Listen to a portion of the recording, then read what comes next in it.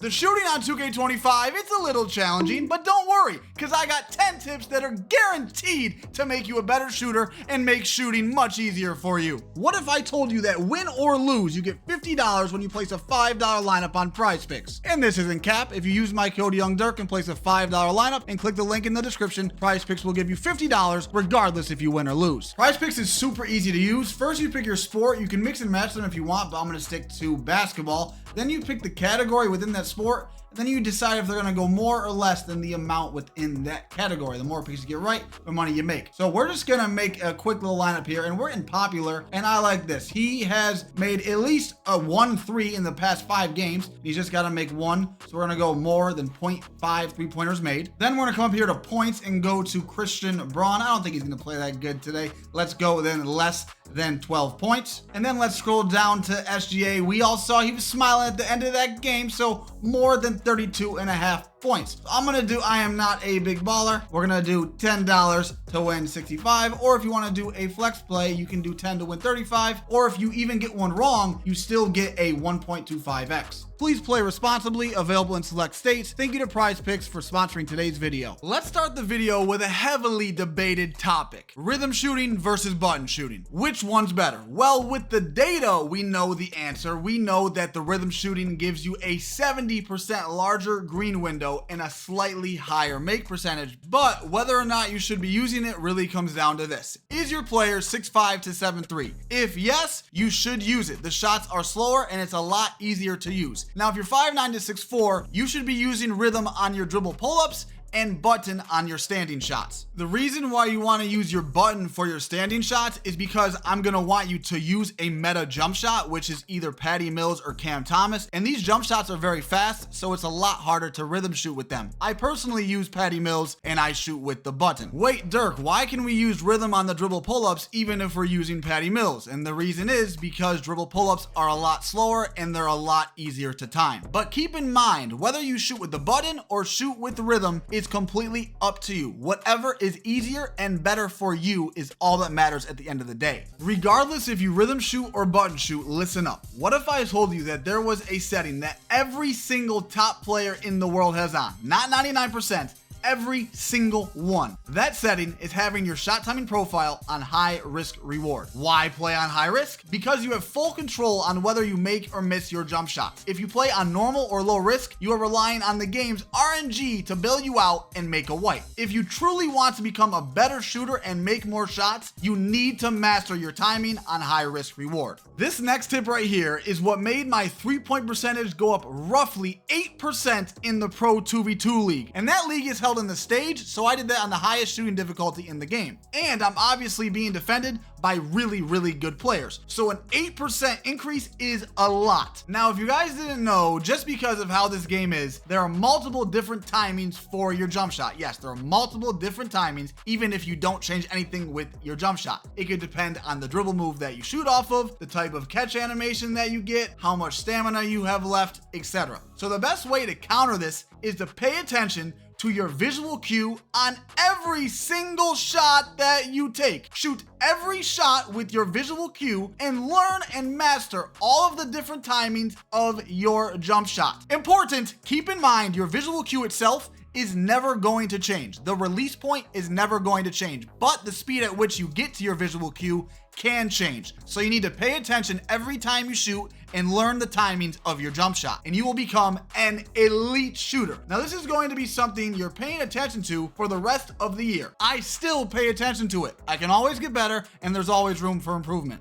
Now, what and where is the best way to practice your visual cue and to master all of the timings of your jump shot? So I personally think it's best to practice on the highest difficulty, because if you can shoot on that, you can shoot on any difficulty in the game. So what game mode has the highest difficulty? Well, even though 2K says that the stage and ranked pro-am have the same difficulty, myself and others would agree that it is a little harder to shoot in the stage. So I recommend you practice in the stage, specifically on the 1s and 2s courts, so you can get up a lot of jump shots in a short period of time. I personally mainly practice on the ones because I can just go through games quickly and I can put up a lot of shots in a really short period of time, and I don't gotta pass the ball to anyone else. So I'm getting all the jump shots. Now, if you do this and you're losing a lot, that means you're losing a lot of VC, and we don't want that. So if this is you, I recommend playing 3v3 ranked Pro-Am instead. I understand a lot of you do not have 15 different builds like me with different 3-point or mid-range ratings, whatever. So you have to work with what you got, right? I have a lot of builds with 99.3, so I already have the highest make percentage that I can get. But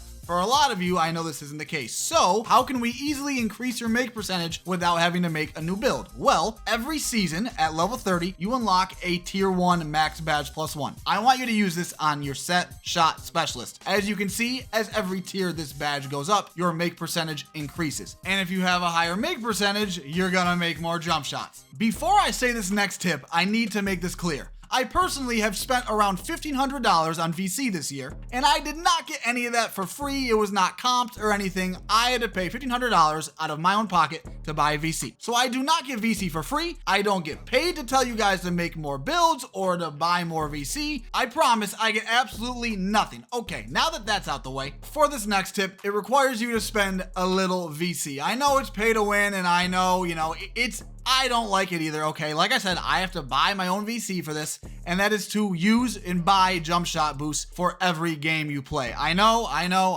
It's not fun. It's annoying, but I literally have to play with jump shot boosts. I'm not gonna step on the court with a disadvantage, and I recommend you guys do the same thing. It's gonna help you make more shots. I would like to start this next tip with an analogy. Blaming outside factors is like a point guard blaming the crowd noise for a turnover. The noise is real, but it's still your job to run the play and protect the ball. In other words, control what you can control and accept what you cannot control. I'm referring this to the RNG in NBA 2K25. I know it's frustrating, I know it's annoying, but we can't control it. We have to live with it. Here's what I want you guys to do, and this is actually holding you guys back from being elite shooters. A lot of you, when you miss, are just blaming the RNG. Sometimes the harsh truth is you might have just mistimed it and you actually didn't get RNG'd, and you just mistimed your shot. So I want you guys to practice on improving and mastering your shot and your timings and your visual cue rather than blaming the RNG. Because if you blame the RNG every time you miss a shot,